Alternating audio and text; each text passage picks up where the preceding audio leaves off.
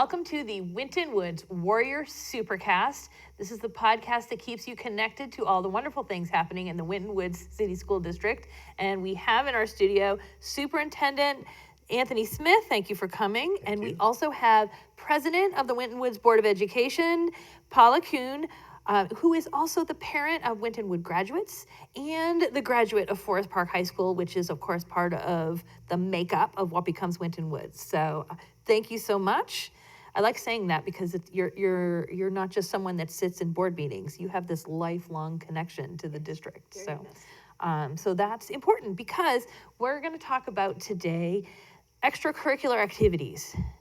That is such a big part of any school district, and we want to talk about what that means to the students in Winton Woods and how that is going to be planned going forward. So I want to start with, why is participation in all these kind of extracurricular activities? I mean, that includes sports, but that includes marching band, that includes theater, that includes the media club, I'm going to put a plug out for, and all of the various different programs that the district offers to the kids. Why is it important that kids be part of those? For me, the extracurriculars offer students opportunities to grow as an individual. They provide opportunities to learn discipline, to learn time management. They build necessary skills that make lifelong benefits. The curriculars offer opportunities for students to enhance their academic learning, whether music relates to mathematics. Mm-hmm. It builds partnerships, it builds community within their school itself. It has school pride that goes along with that. It offers an opportunity for the community to have after-school programs that keep our community students engaged in productive, worthwhile activities. I know oftentimes in Forest Park in particular, they think of the community center. Our schools do offer a community center for our students to keep them busy and active. But the extracurriculars are really important to the overall growth of our students. And like you said, there's so many studies out there that say that kids who are involved in music, or kids who are involved with a sports team, that it's not necessarily about the athletic prowess or playing a perfect instrument perfectly. They gain so many skills and disciplines that help their academics then following through with that. What are some of the specific successes that you've seen within the district? You know, we can talk about this vaguely, but let's talk about where we see some of the really, how the opportunities have really given success to some students. Well, I think one of the major pieces is, I'm not sure if everybody out there understands that we're a project-based learning district. And project-based learning is really enhanced based on how well you collaborate with your peers, how well you work together. So the music, the arts, the athletics actually falls in line with PBL. It's actually a perfect fit. And when our young people go into the world of work, or they go into the military, or they go on to universities, one of the things that they find out is, how do I get to work with other people? And so the co-curricular pieces actually enhances the rest of the world. If people got along better with each other, we would have a better place. And so the athletics, the fine arts, and some of the other pieces that we have in place actually makes it a more cohesive design for not just this community, but for the world. And just to offer a personal piece, my children participated in the extracurriculars and the programs that were offered at Winton Woods, and it benefited them greatly, not just at the time of their participation, but throughout their entire lives. I know many of our audience probably participated in extracurricular programs growing up. I did myself. It's a huge benefit that's really important component of public education, or any education for our young people. I think, and I'm going to pick up on the fact that I've been saying extracurricular, and you say co-curricular, because it's not just something that's a fluffy thing on the side, especially with project-based learning, which is how you're trying to train the kids so that they can be working in group environments, which is what we do when we go to work, is we work in group environments. And when they go to college, they'll need to work in group environments. But that's That's what really makes co-curricular. This is part of Yeah, what they're learning. Because the co-curricular piece is a derivative of the word collaboration. And if you collaborate and you work collectively with another person, then that means you understand their habits, you understand their attributes, and you're less likely to have conflict with them because we're a team. And it's a natural team as opposed to you just putting people together. And I know that Ms. Kuhn's son was involved in a choir, and I'm sure Alex still has those lifelong friends right now. That's the benefit. That's what you talk about when you talk about community. Community is not just a few people along the way that you kind of sprinkle in and you get to know me. Community is based on how do you really take a group of people, put them together, let them work together, and now they say, I'm bonding when I don't have to. I'm being part of something larger than myself. And I think that's the thing that the community needs to really embrace. How do we make it bigger than who we are? Right, and the students can participate in a broad spectrum. My son not only was in choir, but he played soccer, and he did bowling, and he did baseball, and he did tennis. So it allows students to try different things that they might not normally have an opportunity to do, to explore talent, and to actually uncover secret talents that they might not know that they had. I think our young people connect with hundreds of mentors a day. And the more mentorship, the better I'm going to turn out, because we have touch points. If I'm having some struggles and some difficulties, you look at how COVID devastated many communities because kids were working in isolation, trying to figure out, I'm used to being on a team, and now I'm solo.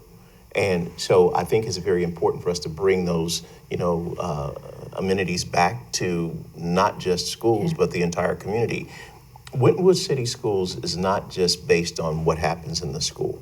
It's based on what happens in the community. How do we become a better, stronger, more vibrant community? And it's about collaborating with each other. So one of the things we always hear about when it comes to extra activities or co-curricular activities is, well, you got to have these for college. Talk about what you're seeing with students who are putting all their boxes in a row for applying for colleges. Well, along the way, ACT and SAT, they're moving away. They want to know, how do you work with another person? How do you collaborate with another person? And universities are actually setting up interviews with young people to figure out, how do I collaborate with my peers in order to create a project that's going to enhance the world, or enhance the university, or enhance the community? So it's all really time driven, because growing up in society, we always wondered in school, what will I use this for? We've all said that. Now young people are saying this, I'm using this in order to collaborate with my peers to make things become better. You look at Google, you look at some of the other things, it's operationally based on, how do I collaborate with other people? I'm looking for the people who have really strong skill sets, but also sets that says, I can work with a team and make the team better. We can all do isolation, but the team is what drives the whole story. To that point, the problem now, a lot of times people talk about, they're just looking at their phone, they're not interacting with their peers. In a team setting or any kind of program like this, those devices aren't part of the activity. They have to look somebody in the eye. They have to learn leadership skills. How do you talk to somebody directly? How do you interact? How do you problem solve? All the things that make you a really strong citizen in the future and a great employee are really important things. I think one of the things people talk about now, that young people don't look somebody in the eye, or they lack some of the skill sets that maybe previous generations didn't, that had, because that's just the normal way we grew up. We need to incorporate programs that take students away from some of that technology. It's great, but you have to augment it with interpersonal skill sets that's going to make them set apart from a lot of other students. Well, one of the things that I noticed early on as a superintendent, kids studying about other kids. And we're so culturally driven at Winton City Schools, especially in the music department, where they're studying musical relationships from other countries, which now helps me embrace that these people really do want to embrace me and make me part of their team, because they're studying music from my place, from where I'm from. Right. And one other, just to augment, my son played soccer, and many of his teammates were from different parts of the world. So it allowed him to understand what was going on in different countries from where his teammates came from. And then in school today, where he's in a program at UC, his cohorts come from all around the world. And they're surprised that he has some understanding of some of the foods. He had some teammates from Africa, and he understood some of the foods that they ate. And this student was amazed that he came to the United States, and this kid from Cincinnati knew where he came from, and that made him feel. And not just Cincinnati, but Green Hills. From Green right Hills. Here, a very very small segment of Cincinnati. It wasn't a teacher-driven unit. Yeah. It was the experience. Right? It was an experience. Good point. It was an experience based on my coach, my teammates wanted me to expand. And I want people to understand, this is not about winning and losing. This is not about being the best musician. This is about getting the opportunity to be able to collaborate with my peers in a very, very nice way that says, I am creating long-term, lifelong relationships. Yeah, we just wanted to show real world, real experiences, how they benefit day in and day out. The other, the accolades are wonderful. And I think, unfortunately, that's what sometimes gets clouded. They're like, oh, they just want to win. They just want to be the top. That's important, and that's good, and that's nice from a community benefit, but that's not what generates the real value across the board for every student. Every student's not going to play on a state competition football, but every student will have an opportunity to learn and grow. We've talked about all the different ways that extracurricular activities benefit the students. We could stay on that topic. I mean, I feel like there's just more that we haven't even covered. But I want to quickly talk about how these kind of programs would enhance a community, even if they don't necessarily have a kid in the program. The important thing is making sure we have community involvement. One of the ways that we feel at Winton Woods is important is to extend the opportunity for our seniors, and I say that 65 years or older, and I'm almost there, so I can say that, I guess.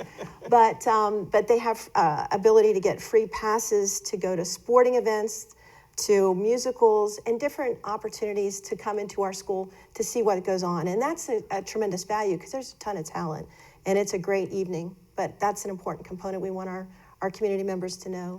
Yeah, we want our community to, as Ms. Kuhn mentioned, to come to the events, the sporting, the musicals, all of the different amenities that we have, not for entertainment, but to get to know the children.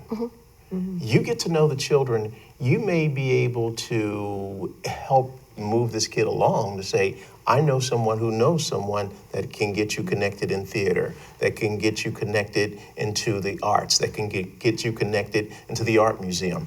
And I think that's the one where the kids really benefit, where the community is actually saying, wow, you have a vested interest in me. You heard me perform, you saw me on the field, you saw me on the court, and now you're taking a personal interest in me. That's what the community growth is all about. The decisions that young people are making by being involved in some of these co-curricular activities, number one, they're being guided by very influential, positive people, their teachers, their staff, administrators, but they're also being guided by each other. And when you want me to be successful, when you put me with a group of people to be successful with, guess what? I am going to shine. I'm going to be involved in less negative experiences in the community, more positive experiences in my school, and become an ambassador and an advocate for what happens in the community. I think one of the things with project-based learning, our young people have figured out that I am responsible for my community. So we've talked about this. We hate to talk about funding. It's terrible. But we cannot have these programs without funding. So let's talk about where that funding comes from and what things are going to be changing. Well, one of the things that's going to happen along the way as it relates to funding is nothing's free. And for the people that are guiding these experiences, the adults, many times they're sacrificing their family to work with a family that's not really their biological, but they call them their tribe. They're part of their event, they're part of their activity, And one of the things that people will notice around the surrounding area, even in not just Ohio, but surrounding states, the price of doing business is increasing. And one of the things that we have to realize as it relates to Winton Woods City Schools, we've not raised fees to participate in years. The fees will actually change. And the fees will change because we depend on certain amenities from the community, like the levies, in order to balance out the fees in order for kids to participate. Our fees have been roughly $60 for many, many years. Surrounding communities, they're $600, $500 per sport, per activity, per event, to be in the band, to be in the choir, to be able to showcase your talent. We really don't want that to happen, but we don't have a recourse other than to raise the fees. We're not going to cut the programs because that would be a detriment to the entire community. So that's the thing. I want to pause there. So the discussion is not about cutting the programs. No. The discussion is about what kind of creative ways to keep them. Raising the increasing the fees in order for young people to be able to participate. Okay. What you really want, Dana, is you really want, and I know Ms. Kuhn can attest to it, you don't just want anyone working with the children. You want quality people that have great experiences that they pay for. They paid to earn those experiences along the way. They paid to be more educated so they can offer a quality opportunity. You wouldn't want just a mediocre police officer. You wouldn't want a mediocre firefighter. You wouldn't want a mediocre doctor. You have to pay for quality. And we have quality programs here where at the drop of a hat, I know the mayor contacted me and he says, Superintendent, we really want to be in the Black Family Reunion Parade other than just a fire truck and a police car and whatever. And I said, you have a 150-piece band. How would you like to utilize those services?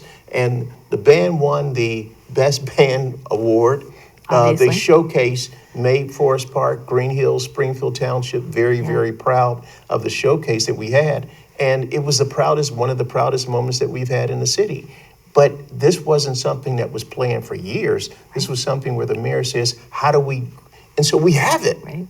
We have it. And there are a lot of communities that wish they had it. They don't. I like that because it not only highlights the quality of the program, but it highlights its connection to the community. Absolutely, it does. The City of Forest Park says this is the first time we want to make sure we're part of Black Family Reunion. And their first thought was, hey, the school's part of our community. How could they? I bet they can work with us on this, and you could because you already had the program. Right, and our fine arts programs and the music programs are NAM certified. They validate. That's the highest level of criticism or review of a district, of a public school, and that's important to be able to maintain those high standards. And it comes with some costs that go along with that. So parents who are now looking to the next school year, they're starting to think, okay, my kid is looking at this program or this program. What are some specific things that they're going to see? Is there anything that's going to look different? What's the next rollout that they need to know about? Well, there won't be anything that looks different as far as the availability, but what will look different is the cost. Okay. The cost will look different. And one of the things that we've talked about in this segment is the rising cost of everything. We're not penalizing kids for wanting to be involved, but parents may have to make a decision. Instead of me being soccer and lacrosse and football and track, I may have to reduce it. What I don't want to happen as a superintendent is for you to reduce anything, because I don't know where your next opportunity is going to come from. So the more involved you are, the better it is for us. And that's why we always had it where it was very, very affordable for parents to be able to select a variety of things. We have 111 different things for young people to be part of. And most districts don't. And they don't because I don't know. I don't know. And I'm not criticizing why they don't, but I do know that there are times where when when the basketball team was playing, one of my colleagues that I won't mention, she asked the question, how do you have so many cheerleaders here? Well, you have 25 cheerleaders per grade level starting 9 to 12. That's unheard of. But look how many young people are staying involved and staying engaged. And as Ms. Kuhn mentioned, that means I have the right grade, the right attitude, and I have the right leaders guiding me along the way. Yeah. Now, the $60 that you pay to participate is minimal based on what you get.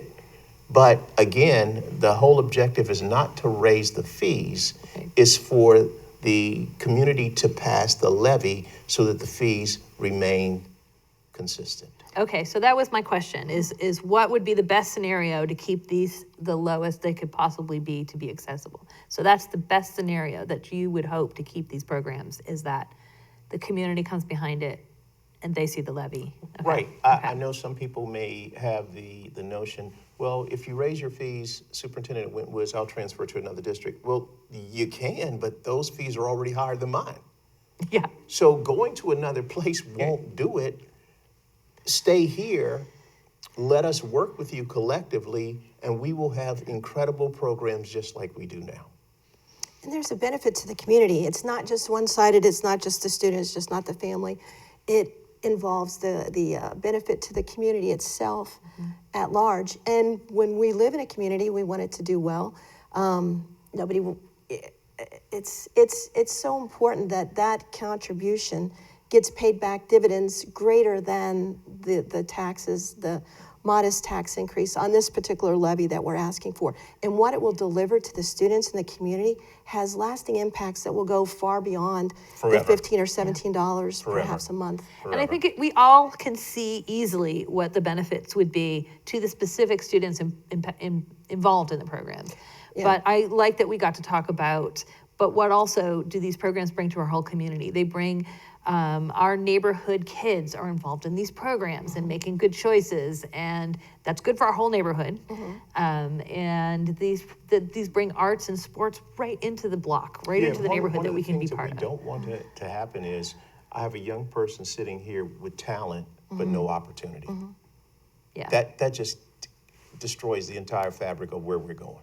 Well, and that is the other side of this, and I don't think we've mentioned that much, that if the onus to support the programs is 100% on the students that are participating in them, that will absolutely create a barrier for, It will. I mean, that means only certain students can now participate in the programs.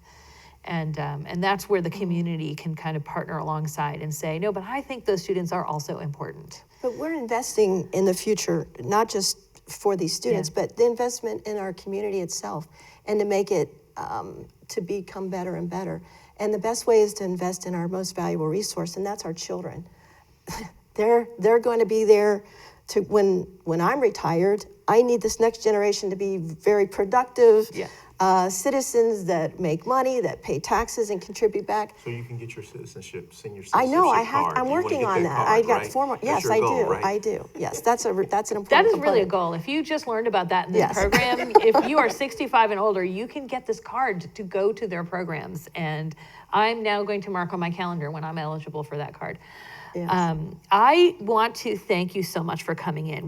I like that we got to talk so much about the benefits of these programs. If you're watching this program and you didn't realize there were that many programs in the Winton Woods School District for your students to be in, make sure you go to the website, because you will find information about everything. You'll find calendars. You'll find when different shows are happening. You'll find out what the different clubs are.